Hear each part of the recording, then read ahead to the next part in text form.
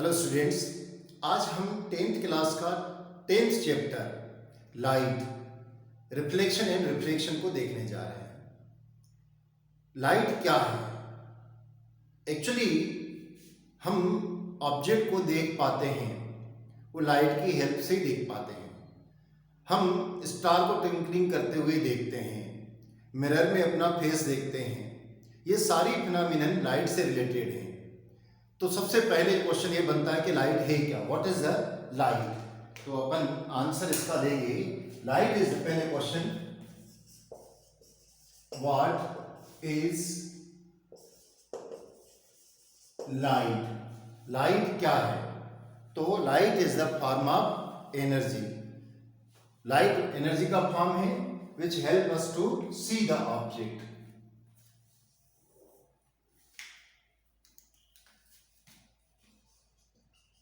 Light is the form of energy which help us to see the objects. Light energy का form में जिसकी सहायता से हम ऑब्जेक्ट्स को देख सकते हैं। दूसरा है क्वेश्चन, अब लाइट है तो लाइट में एक चीज चलती है, क्या होता है कि रे। लाइट की रे किससे कहते हैं? तो what is a ray of light? Light की रे क्या होती है? तो हमारा आंसर है, क्या है आंसर? कि the path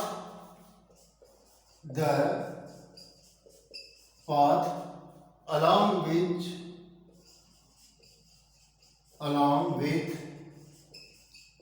light travels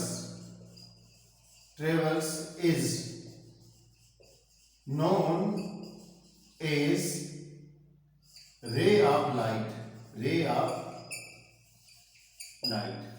क्या होता है? जैसे सपोज मैंने यहां पर एक कैंडल को बर्न किया और यहां पर मैंने एक ऐसा मैंने एक कार्डबोर्ड ले लिया है,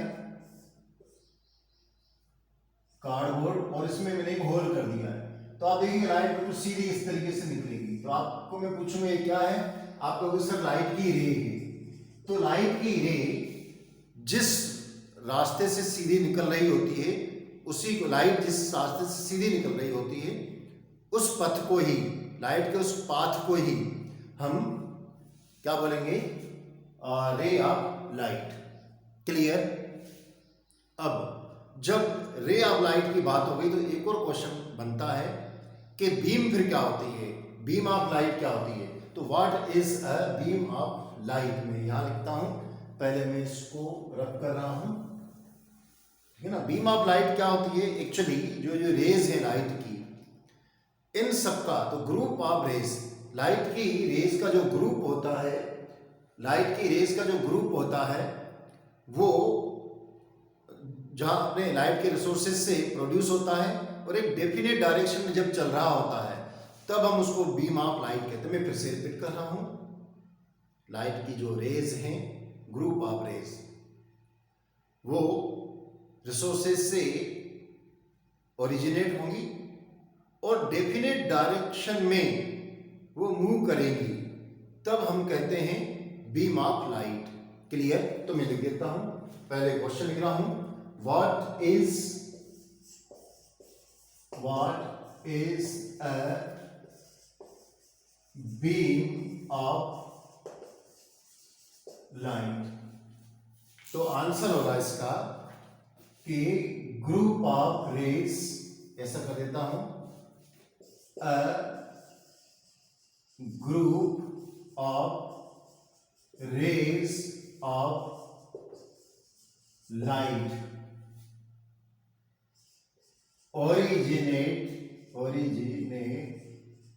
originating from source of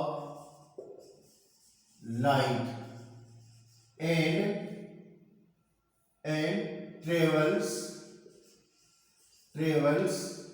in definite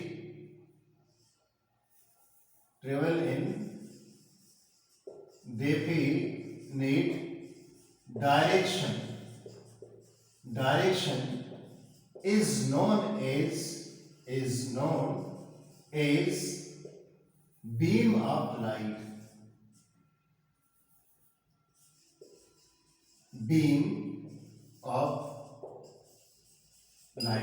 इसे हम बीम ऑफ लाइट कहते हैं। क्लियर? आप चाहें तो इन तीनों क्वेश्चनों का स्क्रीनशॉट ले लें तो आपके पास ये आंसर आ जाएगा। मैं इनको रब कर रहा हूं। इसके बाद एक और क्वेश्चन होता है जो आपके बुक के अकॉर्डिंग हम देखेंगे। जैसे मैंने कहा कि हम रेनबो देख रहे होते हैं रेनी सीजन में, या ऑब्जेक्ट्स को देख रहे होते हैं, और क्या ये ऑब्जेक्ट हम डार्क में देख सकते हैं? तो आंसर है नहीं देख सकते हैं। तो हम ऑब्जेक्ट को देखते कैसे हैं, यह भी एक क्वेश्चन बनता है। इसका आंसर क्या होना चाहिए? मैं पहले तो आपको ये क्वेश्चन लिख देता हूं, फिर इसका आंसर को मैं पहले एक्सप्लेन करूंगा, फिर लिखूंगा कि how do we see the objects, how do we see an objects, हम ऑब्जेक्ट्स को कैसे देख पाते हैं या देखते हैं? क्या होता है कि ये सपोज कोई एक ऑब्जेक्ट है, क्लियर, और यह मान लेते हैं कि कोई लाइट का सोर्स है, मींस सन है, ये लाइट का सोर्स है। तो लाइट की रेस, सबसे पहले तो मैं यहां पर एक आइस बना देता हूं, ठीक है ना, ये एक आई है सपोज,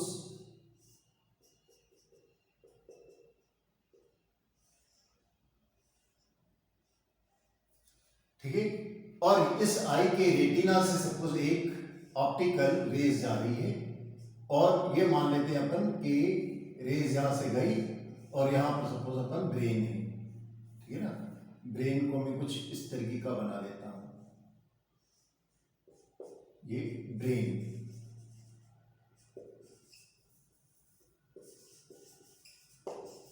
तक क्या होता है कि ये ऑप्टिकल मान लेते हैं अपन ऑप्टिकल नर्व है, नर्व, और ये हमारी आई है, इसके अंदर अपन मान लेते हैं यहां पर ये रेटिना,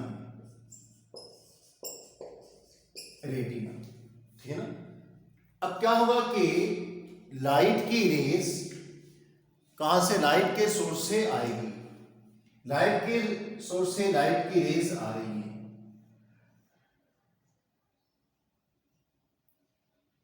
और रिफ्लेक्शन के बाद ये आइज में चली गई।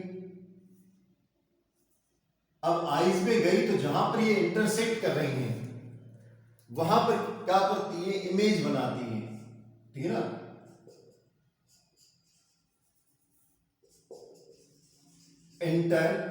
इंटरसेक्ट एंड फॉर्म इमेज, और इमेज को बनाती है।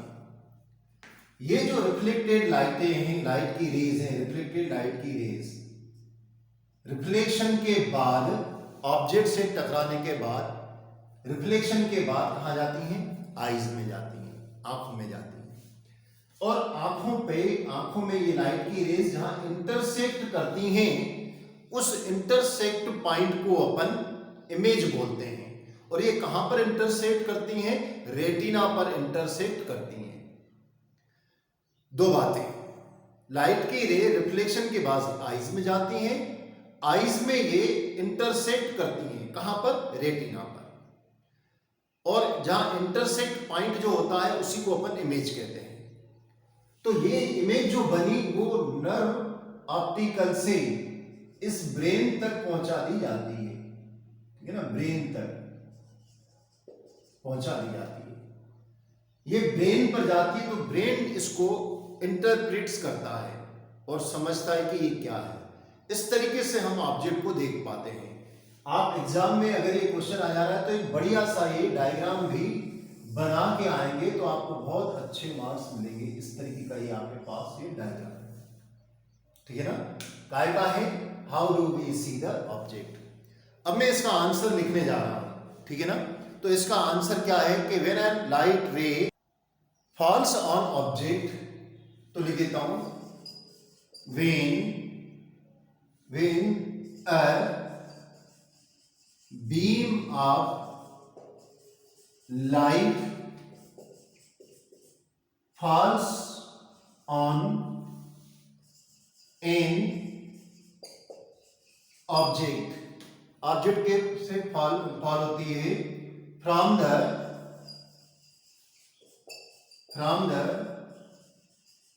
सोर्स ऑफ लाइट के सोर्स से, एंड क्या हो जाती है, रिफ्लेक्टेड हो जाती है, एंड गेट्स रिफ्लेक्टेड हो जाती है। कहां पर, ऑब्जेक्ट से, एंड गेट रिफ्लेक्टेड हो जाती है। और रिफ्लेक्टेड होने के बाद क्या हो जाती है, पहले तो पूरी डायरेक्शन, इन ऑल डायरेक्शन लिख देते हैं, in all direction, reflected in all direction. After striking on object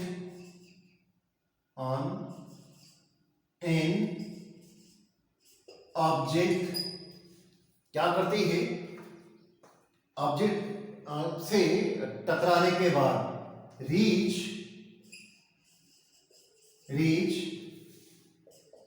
in the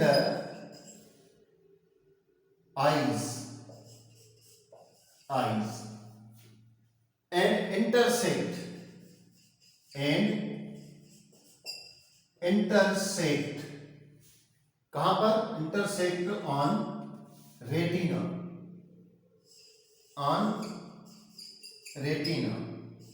two form बनाती है, टू फॉर्म इमेज बनाती है। यह इमेज कहां पहुंचती है, ब्रेन में पहुंचती है। तो from the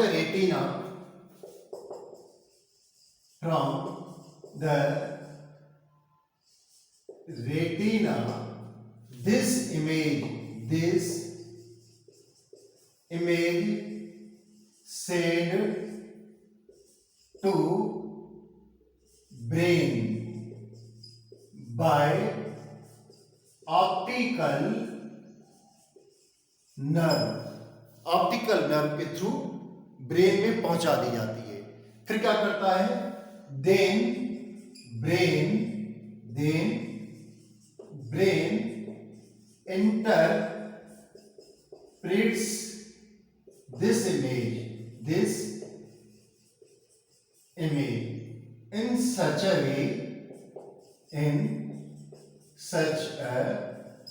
way we can see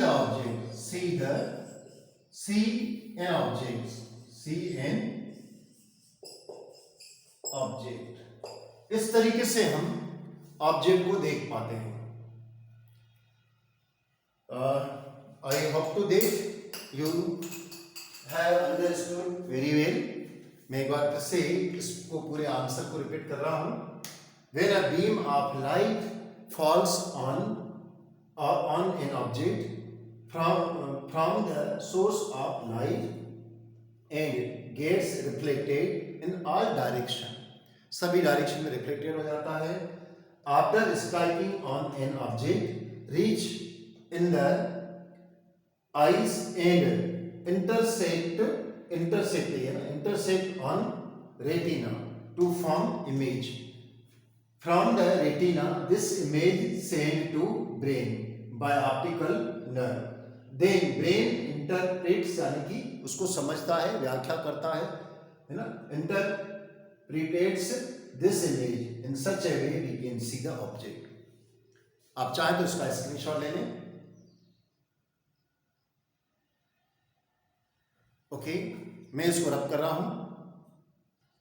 इसके बाद जो टॉपिक है नेचर ऑफ लाइट, लाइट का नेचर कैसा है। क्या है कि आपने बहुत अच्छी तरीके से नाम सुना होगा न्यूटन का।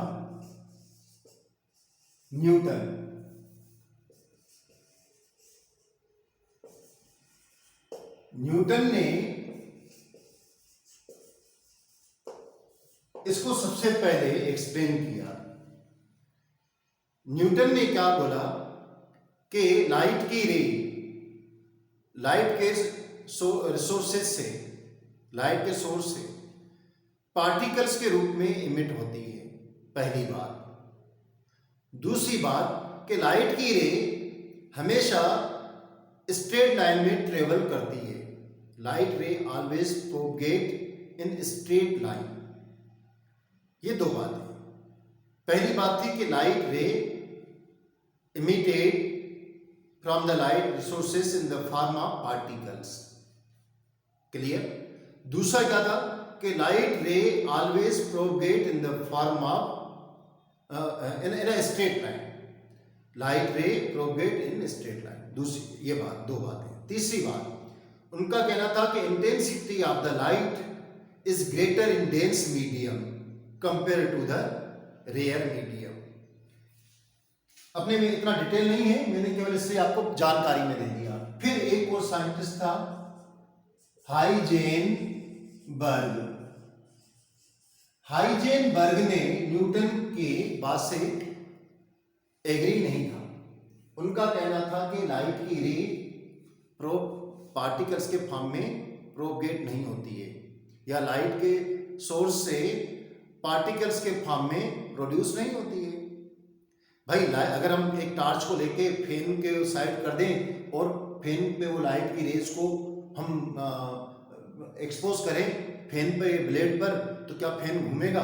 डेफिनेटली नहीं घूमेगा। अगर पार्टिकल्स को मारोगे, छोटे छोटे रेत के भी पार्टिकल्स को मारोगे तो घूमने लगेगा। हाइजेनबर्ग का यही कहना था कि भाई अगर लाइट की रे पार्टिकल से, तो मैं अगर फैन पे लाइट मार दूं तो फैन घूमना चाहिए। खैर जो भी बात है, हाइजेन इसने कहा कि पार्टिकल्स के फॉर्म में है, पार्टिकल्स के फॉर्म में। किसने? न्यूटन ने। इसने कहा नहीं भाई ये वेव्स के फॉर्म में है। कैसी वेव्स? वेव्स जो हैं वेव्स के फॉर्म में। कैसे? जैसे साउंड वेव्स होती हैं वैसी होती हैं। इन दोनों में एक कॉमन बात थी कि लाइट की रे स्ट्रेट लाइन में प्रोपगेट होती है, किंतु थर्ड पॉइंट में दोनों में डिसएग्री थे। न्यूटन का कहना था कि लाइट की इंटेंसिटी डेंस मीडियम में ज्यादा होती है। हाइजेनबर्ग का कहना था कि लाइट की रे की डेंसिटी रेयर मीडियम में ज्यादा होती है, डेंस मीडियम में कम होती है। अब आप देखिए, अपन इन दोनों की बातों को यूं समझ रहे हैं। अगर मैं न्यूटन की बात को अपन सही मान लेते हैं, अगर आप लोग मूवी देखने जाते हैं तो जो मूवी को प्रोजेक्ट किया जाता है स्क्रीन पे, तो आप देखा करो पीछे से जो प्रोजेक्टर रहता है उसमें लेंस लगा रहता है। लेंस के पीछे एक लाइट सोर्स होता है, यानी बल्ब जल रहा होता है, जिसके कारण लाइट की इंटेंसिटी बढ़ जाती है और स्क्रीन पे हमें मूवी दिखाई देने लगती है। अगर हम इस गिलास को हटा दें प्रोजेक्ट से, लेंस को हटा दें प्रोजेक्टर से, तो क्या मूवी दिखाई देगी? नहीं दिखाई देगी। मतलब न्यूटन से लाइट की रे की इंटेंसिटी डेंस मीडियम में ज्यादा होती है, इसलिए तो प्रोजेक्टर में लेंस लगा रहता है। मतलब न्यूटन सही दिख रहा है। किंतु अब हाइजेनबर्ग को ले लेते हैं। हाइजेनबर्ग ने कहा कि भैया मैं टॉर्च ले रहा हूं, पानी में अंदर जला रहा हूं, डाई मार दी नदी के अंदर और लाइट को जलाया, तो टॉर्च से लाइट कितनी दूर जाएगी? पानी के अंदर ज्यादा डिस्टेंस कवर नहीं कर पाएगी। किंतु उसी टॉर्च को वापस ले आके उस ओपन एयर में जला दे, टॉर्च को ऑन कर दिया जाए तो लाइट की रे बहुत दूर तक जाएगी। मतलब हाइजेनबर्ग भी फिर सही है। किसी जगह पर न्यूटन सही है तो किसी जगह पर हाइजेनबर्ग भी सही है। पर ये दो कंसेप्ट थे जिनमें बहुत सारा कंफ्यूजन था। तब एक और साइंटिस्ट आया, मैक्स वेल, नाम याद रखिएगा इसका क्योंकि आपकी बुक में भी कहीं ना कहीं इसका जिक्र है, ठीक है ना। मैक्स वेल, मैक्स वेल ने बोला कि लाइट की रे इलेक्ट्रोमैग्नेटिक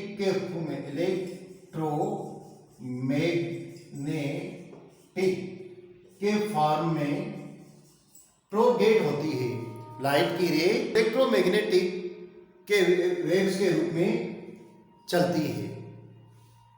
अब इलेक्ट्रोमैग्नेटिक वेव्स के रूप में हम कई फिनोमिनन्स को देखेंगे। मतलब हम जो आज इस चैप्टर में जब हम इसकी स्टडी करेंगे तो दो फिनोमिनन को हम देखेंगे इसके थ्रू। क्या होगा, एक तो रिफ्लेक्शन देखेंगे, रिफ्लेक्शन ऑफ लाइट, दूसरा रिफ्लेक्शन ऑफ लाइट। किंतु जो मॉडर्न कंसेप्ट है वो क्या कहता है? पहले बात तो ये दो कंसेप्ट भी क्या कहते हैं, इस पे देखेंगे। हम इन दो कंसेप्ट में वेव्स के कंसेप्ट से इन दोनों को समझ सकते हैं, मैक्स वेल से भी इस बात को समझ सकते हैं।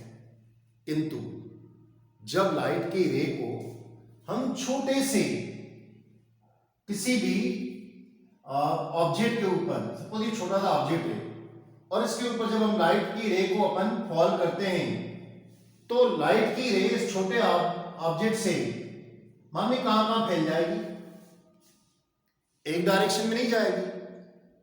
जैसे ये कह रहे थे दोनों के travel always travel in straight line, वो तो होगी नहीं।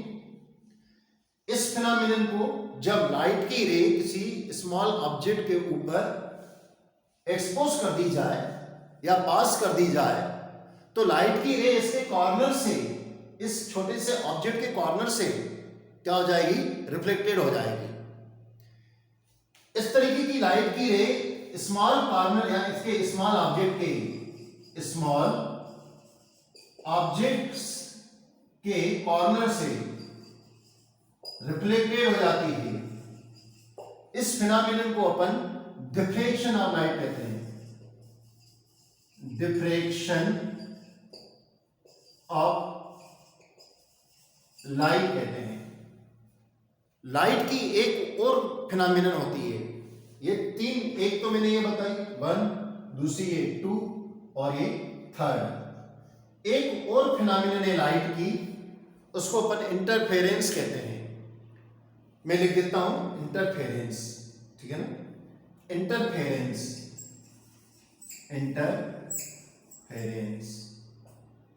Of the light. ये इंटरफेरेंस क्या होती है, जब लाइट की रे, एक लाइट की रे दूसरी लाइट के रे के ऊपर ओवरलैप होती है तो उसकी इंटेंसिटी को बढ़ा देती है। इस प्रोसेस को अपन इंटरफेरेंस कहते हैं। तो लाइट की रे की इन चार फिनोमिनन को हम इन सिंपल थ्योरी से एक्सप्लेन नहीं कर पा रहे थे, किंतु मॉडर्न कंसेप्ट आ गया, क्वांटम थ्योरी आ गई। क्वांटम थ्योरी जो लाइट की, quantum theory of the light जो है वो कहती है कि लाइट नहीं वेव्स के फॉर्म में चलती है, नहीं पार्टिकल्स के फॉर्म में चलती है, बल्कि दोनों फॉर्म में चलती है, मतलब dual nature of the light. तो क्वांटम थ्योरी क्या होती है, क्वांटम थ्योरी के अकॉर्डिंग लाइट क्या है, लाइट का ड्यूअल नेचर है, यानी दोहरा नेचर है, ड्यूअल नेचर ऑफ लाइट के का ड्यूअल नेचर है। इस तरीके से इस कंसेप्ट को आपकी बुक में जो दिया गया है, मैंने उसको एक शॉर्ट में आपके सामने ये रख दिया। आप चाहें तो इसका स्क्रीनशॉट ले लें क्योंकि ऑब्जेक्टिव टाइप के एमसीक्यूज में क्वेश्चन आ सकते हैं। अब इसमें जो है आपके सिलेबस के अकॉर्डिंग डिटेल में आप है वो रिफ्लेक्शन और रिफ्लेक्शन ऑफ लाइट आपके चैप्टर में है, इसको अपन एक्सप्लेन करेंगे। किंतु यहां से इसको भी तो करेंगे, किंतु इसकी डेफिनेशन भी मैं लिखवा दूंगा, डिफ्रेक्शन की, रिफ्लेक्शन की, और इनकी तो करवाना ही, डिटेल करवाना ही, रिफ्लेक्शन और रिफ्लेक्शन, पर इन दो की डेफिनेशन में लिखवा दूंगा, इंटरफेरेंस की और डिफ्लेक्शन की एक्चुअली है क्या, है ना। और मैंने आपको बताया कि यहाँ से क्वेश्चन बन सकते हैं। अपन को ध्यान रखना है, न्यूटन ने पार्टिकल नेचर का दिया था, हाइजेनबर्ग ने वेव्स कंसेप्ट दिया था, मैक्सवेल ने इलेक्ट्रोमैग्नेटिक वेव्स दिया था, और क्वांटम थ्योरी लाइट की दी गई है। तो आज के लिए इतना। नेक्स्ट वीडियो में आप इसका, मेरे नेक्स्ट लेक्चर में आप इसका इंटरफेरेंस, डिफ्लेक्शन, रिफ्लेक्शन और लाइट वगैरह को देखेंगे। May I hope to that you have understood very well. अच्छी तरीके आपने इसको समझा होगा। इसमें आपको अगर कोई प्रॉब्लम भी होती है या कोई और आपसी क्यूरीज हैं तो आप कमेंट्स बॉक्स में प्लीज़ जरूर लिखिएगा। और मैं चाहता हूं कि आप इस वीडियो को अधिक से अधिक शेयर करें। अगर इसमें सब्सक्राइब बढ़ गए तो मैं आप लोगों को एक बात का प्रॉमिस कर रहा हूं कि मैं फ्री ऑनलाइन क्लासेस चालू कर दूंगा। आप लोग उसके साथ उस टाइम पीरियड में जुड़ सकते हैं और आप डिटेल समझ सकते हैं। Thank you, have a nice day.